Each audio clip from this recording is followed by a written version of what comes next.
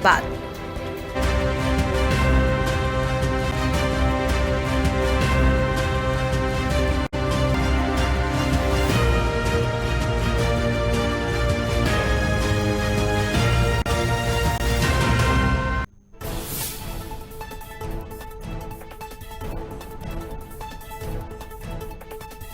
चिकित्सा शिक्षा मंत्री विश्वास सारंग ने की प्रेस कॉन्फ्रेंस। कमलनाथ पर साधा निशाना, कहा कांग्रेस को हर बात में टांग अड़ाने की आदत।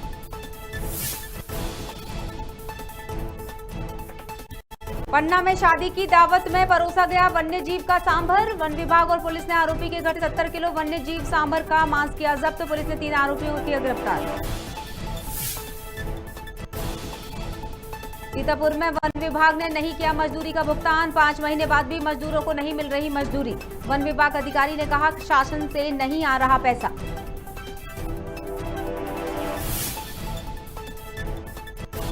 भोपाल में राष्ट्रीय हिंदू सेना की कार्यकारिणी घोषित। विजय शाहाने को बनाया गया प्रदेश का महासचिव। हिंदू सेना के राष्ट्रीय अध्यक्ष की सहमति से बनाया गया मंत्री।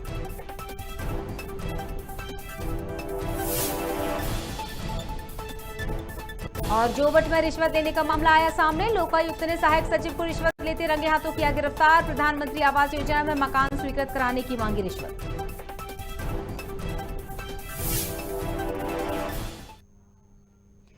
नमस्कार, मैं हूं क्रांति प्रिया, आप देख रहे हैं खबर भारत। बढ़ते हैं खबरों की तरफ। मध्य प्रदेश के चिकित्सा शिक्षा मंत्री विश्वास सारंग ने प्रेस कॉन्फ्रेंस की। उन्होंने बताया कि प्रदेश में 24 घंटे में 67,000 के आसपास कोरोना टेस्ट हुए, जिसमें 1013 नए मामले सामने आए हैं। इसके बाद उन्होंने कमलनाथ पर तंज भी कसा और कहा कमलनाथ के विंध्य दौरे पर उन्होंने ये बात जोड़ी कि कांग्रेस में कोई दूसरा नेता नहीं दिख रहा है। 4 कार्यकारी अध्यक्ष हैं, बावजूद इसके कमलनाथ रोज नए अभियान की शुरुआत करते हैं। वहीं सारंग ने मंत्री भूपेंद्र सिंह के आमंत्रण पत्र में नाम न होने और कार्यक्रम में शामिल नहीं होने पर कहा कि बड़े आश्चर्य की बात है कि मंत्री भूपेंद्र किसी कारण से कार्यक्रम में शामिल नहीं हो पा रहे हैं, तो कांग्रेस को इसमें गुट कहा दिख रहा है। साथ ही कहा कि कांग्रेस को टांग अड़ाने की आदत है। शराब की दुकानों के ठेके होते हैं, जो भी हो रहा है वो नियम संगत हो रहा है। यदि किसी को कोई दिक्कत होगी तो जो संबंधित विभाग है वो उसकी दिक्कत का समाधान करेगा। ये भारतीय जनता पार्टी की सरकार है, यहाँ पारदर्शिता सुशासन हमारी प्राथमिकता है। और ये वो कांग्रेस की सरकार नहीं है कि मुख्यमंत्री निवास में बैठकर कोई एक मंत्री सभी ठेकेदारों को बुलाकर एक प्रकार से ग्रुप बनाता था और उसमें कमलनाथ जी और वो मंत्री जी भी शामिल हो जाते थे। ये भारतीय जनता पार्टी की सरकार है, यहाँ सब कुछ पारदर्शिता के साथ होता है और यदि किसी को कोई दिक्कत होगी तो संबंधित विभाग उसका निराकरण करेगा। मजदूर को काम करने के बाद मजदूरी ना मिले तो वो परेशान हो ही जाता है, क्योंकि वो रोज कुआं खोता है, रोज पानी पीता है। कहने का मतलब है कि वो रोज मजदूरी कर अपने और अपने परिवार का पेट पालता है, उसी पैसे से उसका जीवन चलता है। लेकिन हद तब हो जाती है जब उससे 4 से 5 महीने मजदूरी कराने के बाद उसको पैसा ना दिया जाए। ऐसा ही एक मामला सीतापुर के ग्राम पंचायत ललितपुर में देखने को मिल रहा है, जहां वन विभाग ने काम तो मजदूरों से करा लिया है, लेकिन 5 महीने बीत जाने के बाद भी मजदूरों का भुगतान नहीं किया गया। वन विभाग ने 30 से 40 मजदूरों से 5 महीने काम करवाया। वन विभाग में उपस्थित अधिकारी ने कहा है कि शासन से पैसा नहीं आ पा रहा है, वो 20 से 30 तारीख के बीच भुगतान करने का प्रयास करेंगे। अब देखने वाली बात यह है कि क्या वन विभाग सीतापुर मजदूरों की तकलीफ को समझेगा और उनका पैसा समय पर देगा, या फिर मजदूर अपनी मजदूरी के लिए ऐसे ही दर दर भटकते रहेंगे। जंगल में काम किए हैं, उसी का पैसा नहीं मिला है। अच्छा, फॉरेस्ट विभाग में आप लोग काम किए, उसका पैसा नहीं मिला? हाँ सर, उसी का पैसा नहीं मिला है। लगभग कितने महीने हो गए कि आप लोगों को पैसा नहीं मिला है? 4-5 महीना से हो गया है, तो पैसा एक भी नहीं मिला है, किसी भी काम का पैसा नहीं मिला है। तो उतना सब आदमी के मतलब पैसा अभी तक रुकी से तो तुमन इतना मेहनत करे है, गरीब आदमी है, तुम जीवन अपन किसे चले? अरे तो नीच मिली तो किसनु कैर कुरा चला दो हन अभी ले। वन विभाग के द्वारा काम कराया जा रहा था, जिसमें चेक डैम है और जाली वाली का काम लगाने का काम है। ये लगभग अगस्त सितंबर से चालू हुआ है और लगातार लगभग 25 से 30 मजदूर मने उसमें काम कर रहे हैं और उनको आज तक 1 रुपया का भुगतान मने नहीं हुआ है। इसलिए ये ललितपुर ग्राम जो मजदूर लोग हैं वो मेरे पास आए थे और मैं उनको वन विभाग के रेंजर के पास ले गया और एक ज्ञापन सौंपे हैं।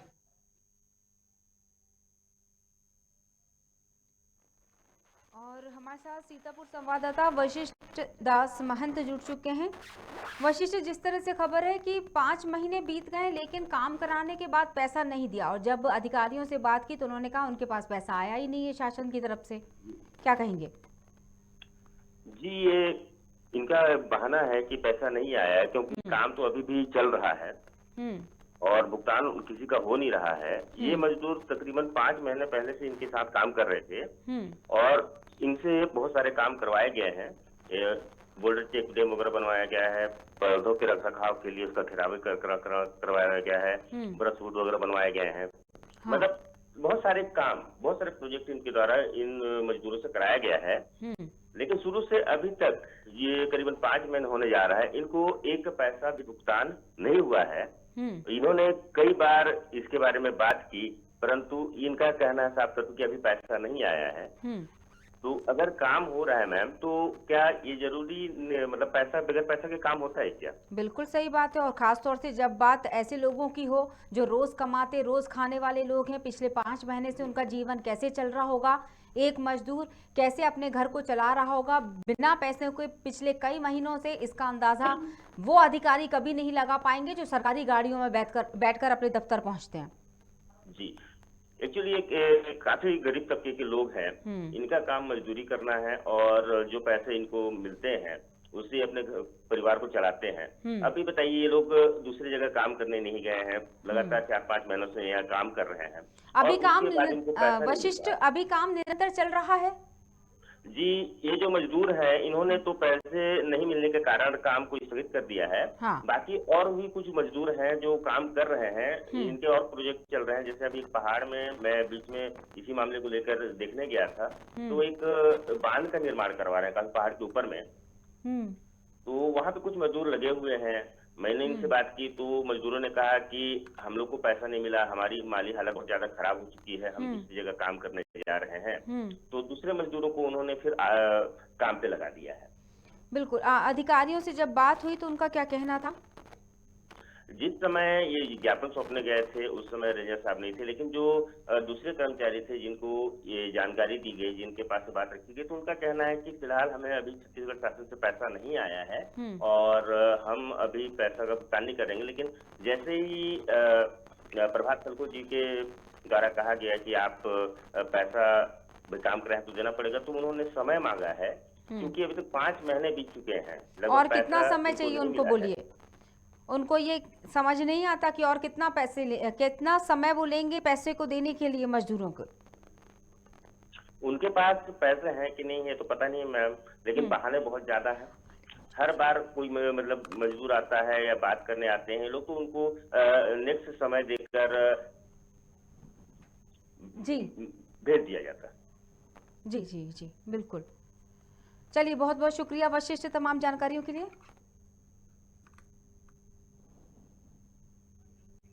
और हमारे साथ जुड़ चुके हैं एक मजदूर हैं, उनका नाम है अर्जुन सिंह। हालांकि ये शब्द बोलते हुए मुझे अच्छा नहीं लग रहा, हम उनको पीड़ित के नाम से परिभाषित करेंगे। एक पीड़ित हमारे साथ जुड़ चुके हैं, अर्जुन जी। अर्जुन, बहुत बहुत स्वागत है अर्जुन। हम खबर भारत से आपके साथ बात कर रहे हैं। हम उनसे दोबारा संपर्क करेंगे। अर्जुन हमारे साथ जुड़ेंगे तो हम उनसे ज़रूर बात कर पाएँ। ये हम उम्मीद जताते हैं कि किस तरह से इस वक्त वो अपने परिवार का भरण पोषण कर रहे होंगे। एक ऐसा परिवार, एक ऐसा तबका जो रोज़ कमाकर रोज़ खाने के लिए मजबूर है। हमारे साथ फिर से जुड़ चुके हैं अर्जुन। अर्जुन, आप तक मेरी आवाज़ पहुंच रही है? पहुंच रही है जी। अर्जुन, बताइए किस तरह से आप लगातार परेशान हो रहे हैं हर महीने? क्या आपको काम पर रखने से पहले आपसे किस तरह की बात अधिकारियों द्वारा कही गई थी? अधिकारियों द्वारा यही कहा गया था कि जी वन विभाग में काम चालू कर रहे हैं, आप लोग चलिए काम करने के लिए। हाँ। और जल्दी पेमेंट दिया जाता है और महीने दर महीने भी मिल जाता है पैसा। हाँ। हम लोग का काम से कभी रुकता नहीं है जी। ऐसे नाका लोग बोल के ले जाते हैं हम लोगों को। जी, और फिर उसके और- बाद 4-4 5-5 महीने तक आपको पैसे नहीं देते। हाँ, अगस्त महीना हो गया, रक्षाबंधन से पहले का है तो नहीं मिला है, अभी तक नहीं मिला है। कितने पैसे बनते हैं आपके? जी अर्जुन, हाँ मैडम, अर्जुन कितने पैसे बनते हैं आपके? पर डे का 312 रुपए के बताए थे, हाँ, लेकिन आज तक एक भी भुगतान नहीं हुआ है। पर डे के 312 रुपए। हाँ मैडम, 312 रुपए, और तकरीबन अगस्त से आपको पैसे नहीं मिले। नहीं मिले हैं। अर्जुन, कैसे घर चलता होगा आपका या आपके जैसे और बहुत सारे लोगों का जो आपके साथ काम करने आते थे और कई महीनों से वेतन नहीं पा रहे, मेहनताना आपको नहीं मिलता, कैसे घर चलाते होंगे अर्जुन? अभी तो फिलहाल जैसे तैसे सरकार लोगों से चावल दे रहे हैं तो उसी से गुजारा हो रहा है, और पैसे की तो वो लग क्या बोलो देखने तक को नहीं मिल रहा है। क्या, और अब अधिकारियों ने इस आवेदन के बाद, आप लोगों ने आवेदन भी दिया है, इस आवेदन के बाद उनका ये कहना है कि जैसे ही पैसे आएंगे सरकार की तरफ से आपको दे दिए जाएंगे, तो क्या वाकई उनके पास शासन की तरफ से पैसे नहीं आ रहे हैं इसलिए आपको पैसे नहीं दिए जा रहे, या कोई और कारण हो सकता है? हम लोगों को पहले भी बताया था कि जब दिसंबर में पैसा मिल जाएगा कह के, दिसंबर को वेट किए फिर भी उसका पैसा नहीं मिला, और फिर जनवरी में बोले कि नया साल में आपको मिल जाएगा, फिर भी से नहीं मिला। और अभी फरवरी महीना में भी बोले थे कि 5 तारीख को पैसा आपको मिल जाएगा करके बोले थे, लेकिन एक भी मजदूर का किसी का भी नहीं आया पैसा। और ऐसे कितने मजदूर हैं, संख्या कितनी होगी ऐसे लोगों की जिनको पैसा नहीं मिला अभी तक? अभी तक 50-60 लोग होंगे। 50-60 लोगों को पैसा नहीं मिला है, और लगभग इतनी ही मजदूरी सबको मिलती होगी। किसी आपको 312 मिलती है, किसी को 400, किसी को 500, इससे ज्यादा तो मजदूरी किसी को देते नहीं होंगे वो। हाँ, काम के अनुसार वो लोग पैसा देते हैं, मिट्टी हाँ। का अलग देते हैं, पत्थर का अलग देते हैं। हाँ, हाँ, वैसे जैसे जैसे काम होता है वैसे वैसे उन लोग अलग अलग रेट है उसका बताए हैं, लेकिन हम लोगों को रेट नहीं बताए हैं। हाँ, हाँ, हाँ। हाँ, चलिए, बहुत बहुत शुक्रिया अर्जुन, हम पूरी कोशिश कर रहे हैं हम किसी जिम्मेदार से बात करें और आपकी बात को हम वहां तक भी पहुंचाएं। बहुत बहुत शुक्रिया अर्जुन। आपको बता दें कि 5 महीने से भी ज्यादा का समय हो चुका है, लगातार इन पीड़ितों को सिर्फ तारीख दे दी जाती है लेकिन इनको पैसे नहीं मिलते। बस ये इस आस में रोज दिन गुजार देते हैं, दिन महीने बन जाते हैं और इस तरह महीने गुजरते चले गए बिना पैसे काम करते हुए। ये खबर आप सीतापुर से देख पा रहे हैं, जहां मजबूरों का फायदा उठाया जा रहा है, सीधे सीधे यही कहा जाएगा, और वो अधिकारी इनका दर्द कभी भी नहीं समझ पाएंगे जिनके पेट भरे हुए हैं, लेकिन उन गरीबों, उन असहाय लोगों के दर्द को समझ पाने के लिए एक बहुत बड़ी सोच चाहिए होती है, नहीं तो शायद उनके पैसे देने के लिए वो अपने भी बड़े अधिकारियों से लड़ जाते, लेकिन सीधा सा एक बहाना कि शासन की तरफ से हमारे पास पैसा नहीं आया।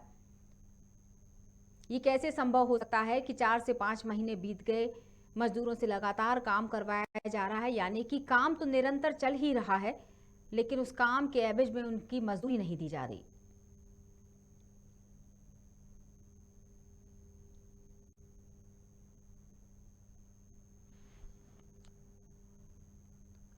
अजीब से तर्क देते नजर आते हैं कभी कभी वन विभाग, सिर्फ तारीखें दे देते हैं पैसे देने की बजाय।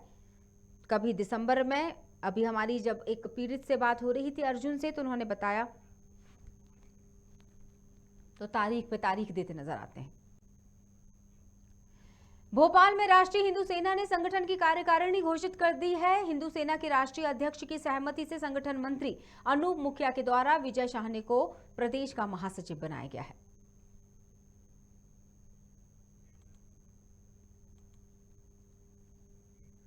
शुजालपुर के अकोदिया नाका स्थित शिवाजी महाराज चौराहे पर वीर शिवाजी की जन्म जयंती समारोह आयोजित किया गया, जिसमें स्कूल शिक्षा राज्य मंत्री इंदर सिंह परमार भी शामिल हुए और वीर शिवाजी महाराज के छायाचित्र पर माल्यार्पण कर उनकी वीरता का परिचय देते हुए उनके बलिदान की गौरव गाथा का वर्णन किया। सभी प्रदेशवासियों को शिवाजी जयंती की शुभकामनाएं प्रेषित की। इस कार्यक्रम में मराठा समाजजनों के साथ हिंदू संगठन भी मौजूद रहे।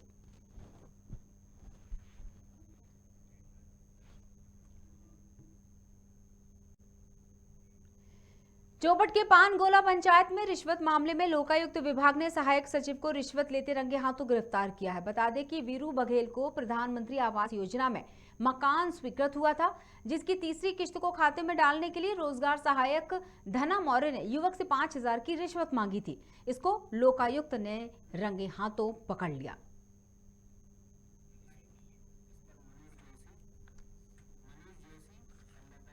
हमारे साथ संवाददाता मनीष जुड़ चुके हैं। संवाददाता है खबर भारत के चौबट से। मनीष, जिस तरह से खबर है रंगे हाथों आखिरकार गिरफ्तार कर लिया गया, अब उन लोगों की खैर नहीं जो मजबूरी का फायदा उठाते हैं लोगों की। क्या कहना चाहेंगे, क्या है पूरा मामला, किस तरह से लंबे समय से काम चल रहा था? जी मैडम, मैं बताना चाहूंगा उदयगढ़ जनपद पंचायत की ग्राम पंचायत पानगोला के सहायक सचिव रंगे हाथों रिश्वत लेते हुए गिरफ्तार किए गए। आगे की क्या कार्रवाई करने की बात की जा रही है? क्या उन्हें पद से हटा दिया जाएगा? बघेल से प्रधानमंत्री आवास योजना में मकान में की स्वीकृत राशि तीसरी राशि डालने के लिए सहायक सचिव ने 5,000 रुपए मांगे।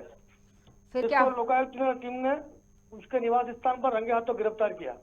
रोजगार सहायक पर क्या कार्रवाई की बात कही अधिकारियों ने? रोजगार सहायक पर अभी तो गिरफ्तार किया और शायद न्यायालय में प्रकरण चलेगा भैया। जी मनीष, विस्तार से बताइए क्या कहना अधिकारियों का। क्या इससे पहले भी उनके खिलाफ कुछ मुद्दे आ चुके हैं, मामले सामने आ चुके हैं? नहीं मैडम, ये पहला मामला है। ये आवास मुख्यमंत्री आवास योजना के अंतर्गत का मामला था मैडम। हाँ जी, तीसरी किस्त डालने की बात थी। हाँ, इसमें 5,000 रुपए रिश्वत की बात हुई थी, 3,000 रुपए दिए और लोकायुक्त ने उसको रंगे हाथ गिरफ्तार किया। मैम चलिए, बहुत बहुत शुक्रिया जानकारी के लिए मनीष।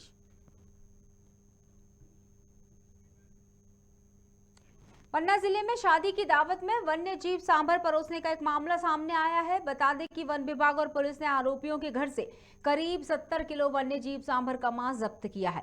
वहीं इंद्रपुरी कॉलोनी स्थित मकान से मांस और औजार जब्त कर वन्य प्राणी संरक्षण अधिनियम के तहत संयुक्त कार्रवाई की है। उसमें सांभर का लगभग 70 से 80 किलो मांस जब्त हुआ है, काटने के औजार जब्त हुए हैं। साथ में 2 और आरोपी हैं जो कि उसके रिश्तेदार ही हैं, वो भी गिरफ्तार हुए हैं। उनसे प्राप्त सूचना के आधार पर जिस गाड़ी से इसका परिवहन हुआ था उसको जब्त करने की कोशिश की जा रही है। शीघ्र ही वो भी जब्त हो जाएगी और आगे की विवेचना जारी है। मंदसौर जिले के अभिनंदन कॉलोनी में रिटायर्ड शिक्षिका की हत्या मामले में पुलिस ने बड़ा खुलासा किया है, जहां पुलिस ने 6 दिनों के भीतर हत्या की गुत्थी को सुलझा दिया। शक के आधार पर गिरफ्तार पड़ोसी से पूछताछ के दौरान उसने अपना जुर्म कबूल कर लिया है। पुलिस ने बताया कि मृतक शिक्षिका अकेली रहती थी, जिसका पता आरोपी को पहले से ही था। कर्ज में लदे आरोपी ने शिक्षिका की हत्या करने की योजना बनाई। आरोपी पड़ोसी हेमंत ने शिक्षिका को मौत के घाट उतारकर उसके घर से 20,000 रुपए चुराए थे। 12 फरवरी की शाम के समय पुलिस को सूचना मिली थी कि अभिनंदन नगर में एक रिटायर्ड शिक्षिका हैं, वो अपने घर में मृत अवस्था में पड़ी हुई हैं। इसमें चूंकि जिस तरीके का घटना स्थल था उसका निरीक्षण किया गया और उसमें पाया गया कि जो एंट्री है वो फोर्सफुल एंट्री नहीं है, कोई जानकार व्यक्ति के द्वारा ही अंदर घर में प्रवेश कर इस घटना को कारित किया गया है। इसमें इस मामले को चूँकि सनसनीखेज मामला था, हमारे शहर में कई सारे वृद्ध लोग ऐसे ही अकेले रहते हैं जिनके परिवारजन बाहर कहीं किसी कार्य में या बिजनेस के रूप उसमें बाहर रह रहे हैं, तो इसको प्रायोरिटी पे लिया गया। विभिन्न थानों की पुलिस फोर्स को इसमें अपने इन्वेस्टिगेशन में लगाया गया और उसी तारतम्य में अभी कल सूचना मिली एक मुखबिर के द्वारा कि इनके यहाँ पे एक हेमंत व्यास के नाम का लड़का जो है, जो कि सामने ही रहता है, उसका भी आना जाना लगा रहता है। निमाड़ क्षेत्र की जनता का सपना जल्दी ही साकार होने वाला है। आजादी के बाद से निमाड़ क्षेत्र में रेल लाइन के सपने को साकार रूप देने के लिए प्रधानमंत्री ने खंडवा से Dhar via Khargone Barwani railway line के सर्वे के लिए स्वीकृति दे दी है। इससे लाखों जनजाति बंधुओं और संपूर्ण निमाड़ की जनता खुश है। बता दें कि आने वाले दिनों में एक क्षेत्र भी रेल लाइन से जुड़ेगा। 8 दिसंबर को रेल मंत्री आदरणीय अश्विनी कुमार जी से मैंने मुलाकात की थी। उनसे मैंने आग्रह किया था कि मेरे लोकसभा क्षेत्र के लिए एक नई प्रस्तावित rail line Khandwa Dhar via Khargone Rajpur Barwani होते हुए इसका सर्वे किया जाए, जिससे मेरे क्षेत्र को लाभ मिल पाए। मैं आदरणीय प्रधानमंत्री जी का और आदरणीय रेल मंत्री जी का हृदय से आभार व्यक्त करता हूं कि उन्होंने खंडवा धार नई प्रस्तावित रेल लाइन का सर्वे का टेंडर उन्हें जारी कर दिया गया है। नरसिंहपुर में पदस्थ बीआरसी को ईओडब्ल्यू की टीम ने 15,000 की रिश्वत लेते रंगे हाथों पकड़ा है। जानकारी के मुताबिक आवेदक हुसैन पठान द्वारा संचालित अटल अंजुमन स्कूल की नवीन मान्यता की सिफारिश करने के लिए अनावेदक बीआरसी नरसिंहपुर हरिओम पाठक ने आवेदक मोहम्मद हुसैन पठान से 25,000 रुपए की रिश्वत मांगी, जिसमें 10,000 रुपए अनावेदक ने 15 फरवरी को ले लिए। रिश्वत की शेष राशि 15,000 रुपए लेते हुए आवेदक को धर दबोचा गया। इस आधार पर हरिओम पाठक के विरुद्ध जो डिमांड का जो पहला प्रकरण था पीसी एक्ट का भ्रष्टाचार निवारण अधिनियम का वो दर्ज किया गया और आज उन्हें यहाँ पर रंगे हाथ, यहाँ जब स्कूल में वो आए थे निरीक्षण के बहाने, उन्हें यहाँ 15,000 रुपये की रिश्वत लेते हुए रंगे हाथ पकड़ लिया। सर, इसमें कुछ और लोगों के नाम भी सामने आ रहे हैं? नहीं, अभी कोई नाम सामने नहीं आए, अभी केवल इनका ही नाम आया है। इन्होंने कुछ चर्चा दूसरे अधिकारियों की है रिकॉर्डिंग में, पर उनकी रिश्वत के संबंध में कोई।